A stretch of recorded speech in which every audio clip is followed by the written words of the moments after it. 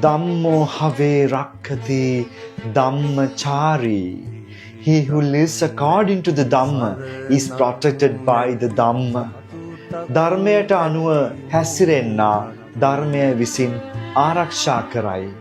If someone acts righteously, speaks kindly, and behaves rightly, their life is safeguarded.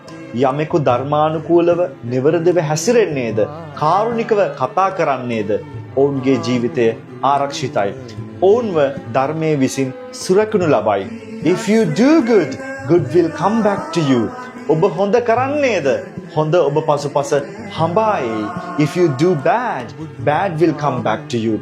ඔබ නරකක් කරන්නේද, නරක ඔබ පසුපස හඹායි. Therefore live according to the Dhamma. Dhamma will definitely protect you. Nama Buddhaya.